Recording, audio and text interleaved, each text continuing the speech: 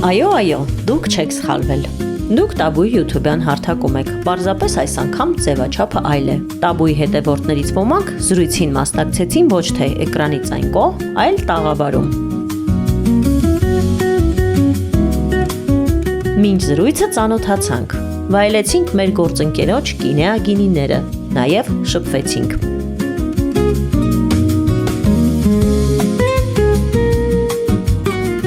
Պատրաստել էին նաև թերթիկներ, որոնց վրա հյուրերը գրեցին իրենց կյանքի ամենամեծ տաբուն։ Վերջում խաղարկության արդյունքում ամենահամարձակն արժանացավ մեր գործընկեր Բերկրի հյուրատան մրցանակին։ Մեր հանդիպումը տեղի ունեցավ Art Embassy ցուցասրահում։ Իսկ ինչի մենք որոշեցինք հանդիպել հենց ստեղ, որովհետև ստեղ են իմ նկարահանումները տեղի ունենում։ Աննան շատ սիրով համաձայնվեց նկարահանումները ստեղ իրականացնենք։ Հիմա ասենց ուզում եմ բոլորի ներկայությամբ ասեմ շնորհակալություն, որ ձեր հյուրընկալ դռները բացել եք եւ թույլ տալիս եք այստեղ ոչ միայն հաղորդում նկարենք, այլև միջոցառումներ անենք, որ դուք էստեղ եք։ Շնորհակալ եմ քեզ նախ հաղորդման համար եւ հատկապես այսօրվա հյուրի համար համոզված եմ, որ շատ հետաքրքիր զրույց ենք ունենալու։ Այո, վերջապես հասավ հերթը Շուշանիկին։ Ու մինչև դուք կորոշեք ինչ հարցեր եք տալու, ինչի մասին եք ուզում խոսել, ես արդեն սկսեմ, որովհետև ես ինքս եմ պատրաստել հարցեր, նախ ուզում եմ մի հատ խոսենք ուժեղ կին արտահայտության մասին։ Ինչ է նշանակում ուժեղ կին։ Եկեք այդ թեմայից սկսենք, հետո կամաց։ Առաջինը ես ուզում եմ մի հատ բոլորիդ ողջունեմ, առաջինը Աննային շնորհակալություն ասեմ, որտեվ այս ամեն ինչի հեղինակը եւ իդեան իրանն էր։ Ճիշտն ասած, ես այս ֆորմատին սովոր չեմ։ Ես շատ մտածում եմ, ինքան շատ իմ համար непонятный ֆորմատ էր, էլի, ես ոչ մեկի շատերին չեմ ճանաչում։ Արդյոք դա ճիշտ է, որ ես ինչ եմ ինձ այնց մեծ բան չեմ ներկայացնում, կանչել Աննանից հյուր եւ այլն։ Իրան շնորհակալություն եւ հատկապես ձեզ բոլորի շնորհակալություն, որ ժամանակ գտաք, կարևորեցիք այսօրվա երեկոն, այսօր սովորական օր չէ, այսօր ես գնացի մի հատ հանդիպան առավոտյան, մի հատ ջահել աղջիկ, մի 30 տարեկան, այդ անձրևի տակ ինձ սպասում էր ու ասեց, գիտեք, ես գիտեմ, որ այսօր իվենտ ունեք, ասեց ինքս ես վրաս նայելով, ասում եմ, ահա երեկոյան, ասեց, այսօր ես այնքան միայնակ եմ ինձ զգում, ես զույգ չունեմ, կուզենայի երեկոն ձեզ հետ անցկացնել, ես այնքան հուզվեցի, չեք պատկեր, ես իսկապես հուզվեցի, ես հուզվեցի նրանից, որ շատ կանայք կան աղջիկներ, որոնք որ զույգ չունեն, միայնակ են, չունեն միջավայր, որտեղ իրանք իրենց լավ են զգում, չունեն գուցե եւ ընկերներ, ընկերուհիներ, այդպիսին, որտեղ իրենք կարող են շփվել, մենք որ ունենք, դա չի նշանակում, որ բոլորը ունեն, եւ ես հասկացա այսօր, որ շատ միայնակ մարդիկ շատ են այսօր, միայնակ մարդիկ շատացել են, մենք քիչ ենք հիմա շփվում համեմատ անցյալին, եթե մենք հիշենք մեր մանկությունը, ինչքան բուռն էր մեր մանկությունը, ինչքան ժամանակ ենք անցկացնում թեկուզ բարեկամների հետ, թեկուզ այդ գնալ գալը, ինչքան շատ էր երբեմն ձանձրանում է անձամբ ես, որովհետև չէին թողնում մենակ մեր տանը սովորաբար շատ գնացող եկողները շատ էին, իսկ այսօր ես սկսեցի նկատել, որ մարդիկ պահանջ ունեն շփման մեջ, այդպիսի ժամանակահատված է սկսվել, որ մենք մռայլ ենք, որ մենք լավ տրամադրություն չունենք, ասեցի եկեք, եթե դուք ալտերնատիվա չունեք այսօր երեկո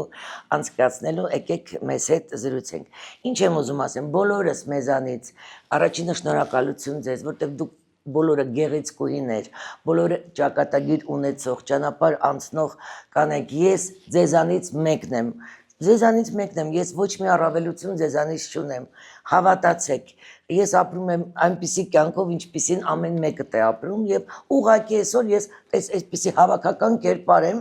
որ դուք ուզում եք ինձ հետ ինչ որ խոսենք, մենք խոսում ենք իրար հետ, ես իմ վրա ոչ մի հատուկ դեր մի դրեք, ես ձեզանից եմ, մեկն եմ ձեզանից։ Հիմա ինչ քո հարցից, ես չեմ սիրում բառը ուժեղ կին, չեմ սիրում տղամարդ կին, ես ատում եմ ոնց որ թե ասես կանանցի տղամարդ, Ես մեկ տղամարդկանց ասում եմ, եթե ես ձեզ այդպես դիմեմ, ինչ կանանցի տղամարդ եք, դուք ձեզ լավ կզգաք, կվիրավորվեք, չէ, ես էլ եմ այդպես վիրավորվում։ Հա, ուժեղ կինը դառնում է ոչ լավ կյանքից։ Ուզում եմ ասել, լավ կյանքից չենք դառնում, որովհետև եթե ամբողջ պատասխանատվությունը քո կյանքի, քո ընտանիքի, երեխաների, ծնողների ընկնում է քո վրա, քո վրա դու ուզես չուզես դառնում ես ուժեղ քո որոշումների մեջ, ուժեղ քո պատասխանատվության մեջ, դու ուժեղ ես ոչ թե ֆիզիկապես էլ եթե պետքա ուժեղ կդառնաս, բայց հիմնականը քո պատասխանատվությունն է քեզ կերտում է եւ սարքում քեզ ուժեղ, որտեվ այլ ընտրանք չկա։ Ես օրինակ ունեմ երկու շատ մեծ եւ շատ բարի ծնողներ։ Մեկը մի քանի օր առաջ հայրիկս դառավ 90 տարեկան։ Եվ իրենք չունեն բացի ինձանից ոչ ոք։ Հիմա իմ ամբողջ իմ երեխաները դառել են այսօր իրենք։ Երկուսով։ Այո։ 62 տարի միասին։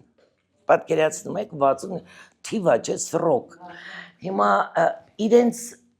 այդ ծերությունը, որպեսզի լինի գեղեցիկ, որպեսզի լինի գարմոնիայի մեջ, ում վրա է, ինձ վրա, եւ դա մեծ պատասխանատվություն է համ ծերերի նկատմամբ, համ փոքրիկների։ Դրա համար ինչքան որ դու մենակ ես, եթե չունես կիսելու ոչ մեկի հետ քո պատասխանատվությունը, դառնում ես ուժեղ։ Ես չունեմ կիսելու, ես մենակ եմ եւ դրա համար ուժեղ եմ այս հարցում։ Իսկ այս տարիների ընթացքում ապացուցվել է այն փաստը, որ տղամարդիկ վախենում են ուժեղ կանանցից։ Ես կարծում եմ այո, վախենում են։ Ես եմ զգում։ Վախենում են քո смелость, Համարձակությունից, վախենում են, որ դու կարող ես կասկածի տակ դնել իրենց որոշումները եւ բացի կասկածից կարող ես այո ավելի, այսինքն մենք կանայք ավելի ճկուն ենք, ավելի համարձակ ենք, ավելի ճկուն ենք եւ վերջերս ուզում եմ մտածեմ, որ դարերի ընթացքում մատրիարխատը ընդունված ֆորմատ էր։ Երևակայի ճիշտ է, դրա մեջ վատ բան չկա։ Իսկապես, եթե կինը ծառայում էր ընտանիքին, այլ ուրիշ բանի մասին չի մտածում, զուտ ընտանիքին կամ հանրությանը, պետությանը եւ այլն, մատրիարխատը շատ լավ ֆորմատ է։ Կարծում եմ այդպես։ Դա, եթե ընդունեն։ Ամոթ բան չկա դրա մեջ։ Որտեվ կին ավելի ճկուն է, որտեվ վերջին հաշվով ինքը գիտակցաբար մայր է եւ выживать, այսինքն возможность выживать իր մեջ ավելի շատ է, ոնց ապրես։ Հիշում եք 90-ականներին կանայք ավելի շուտ կողմնորոշվեցին ինչ անել, քան տղամարդիկ։ Մենք դա տեսել ենք։ Ամենալավ բանը, երբ որ մարդ ունի լավ ընտանիք։ Այդ շատ լավ է, բայց եթե չի ստացվում, արդեն զգում ես, որ դու կորցնում ես քեզ, չպետք է դաս, բայց հիմա էլ շատ կանայք կան, որ չունեն այդ ինքնավստահությունը, ինքնագնահատականը։ Որտեղ ենք էլի մենք բաց թողում, ինչի ենք մենք տենց վախենում այդ քայլը անելուց ու ինչի մենք միշտ կասկածում ենք մեր ուժերի վրա։ Իմ օրինակի համար ինձ կոնկրետ իմ վստահությունը ընտանիքից էր։ Ես ունեմ միջև հիմա ծնողներ, որոնք իմ երկու կաստիլը իրանք են եղել միշտ։ Ես երբևիցե չեմ մտածել այդ հարցերը ինձ երբեք չեն անհանգստացրել, թե ես ոնց պիտի լինեմ։ Դրանք չկային, ես ունեի ընտանիք, որ իմ ամրոցն էր։ Այդ ամրոցի մեջ ամեն ինչ հաղթահարել էր։ Ես կարծում եմ, որ մենք էլ պիտի այդպիսի ամրոց լինենք մեր երեխաների համար, որ իրանք վստահ լինեն։ Ինչ էլ լինի, մենք պիտի Տոմայի ասած սեպարացիան ենք, այո, իրանց բաց թողնենք, բայց իրենք միշտ պիտի իմանան, որ կա մի տեղ, որտեղ իրենց կընդունեն без заговорочно, միշտ իրենք միշտ ճիշտ են, անգամ եթե անգամ սխալ են, այդ ամրոցը իրանք պիտի ունենան։ Ես այդպես եմ ապրել, մեր ժամանակը, մեր կյանքը ամեն րոպեն գնացող է։ Մենք երկոտ անգամ չենք ապրելու դա։ Եվ ես օրինակ իմ համար կա շատ հստակ օրենք, ես չեմ ապրում հանուն իմ երեխաների, բացառված է, ես ապրում եմ իմ երեխաների հետ միասին։ Հանուն մեկին զոհաբերել կյանքը բացի հայրենիքից չի կարելի։ Դա լինի ծնող, դա լինի երեխա, իմ համար դա տաբու է։ Ես երբեք հանուն երեխաներիս ոչինչ չեմ անում։ Ես չեմ տա իմ կյանքը, որը իմն է, իմ անձնական ժամանակահատվածը, որը ինձ Աստծոն բերել է ինձ։ Հանուն երեխաների չէ, ոչ մեկի հանուն։ Իրենց հետ միասին ես ապրում եմ այս կյանքը։ Այդ ինքնագնահատականը, որ կինը պիտի ունենա ինքը իրեն սիրելը, որտեղից է ձևավորում, ձեր դեպքում էլի ծնողների ու Իմ դեպքում ամեն ինչը ծնողներից։ Իմ դեպքում ես այդպես եմ համարում, որտեղ իրենք են այդ լուման դրել։ Ես գիտեմ մի բան, Աննա ջան, երեխաները քեզ սիրում են, երբ որ չեն գիտակցում, ինքնավստահ, դու պետք է լինես ինքնավստահ, գեղեցիկ, առողջ, կայուն մայր։ Իրանք չեն ուզում լինես դու խեղճ, հիվանդ,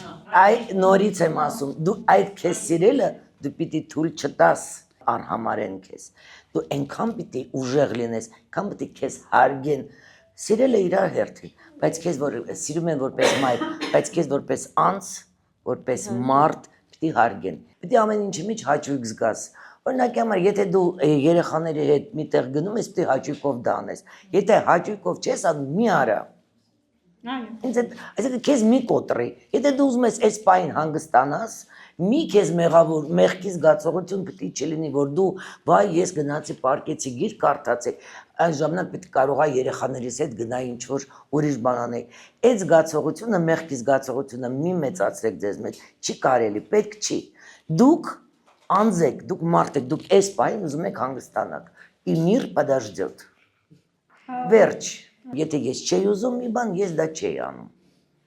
Իրենք էլ ասում են, ես չեմ ուզում։ Դու որ ասում ես, ես չեմ ուզում դաս սովորեմ, այդ ոնց է, իսկ իմ ցանկությունները նշանակություն չունեն, ես էլ այսօր չեմ ուզում քո հետ գնամ տեխնիկային թատրոն օրինակի համար։ Եվ իրենք սովորեցին ինձ հարգել, իմ ցանկությունները հարգել, իմ եսը սկսեցին հարգել, ոչ թե որպես մայր, այլ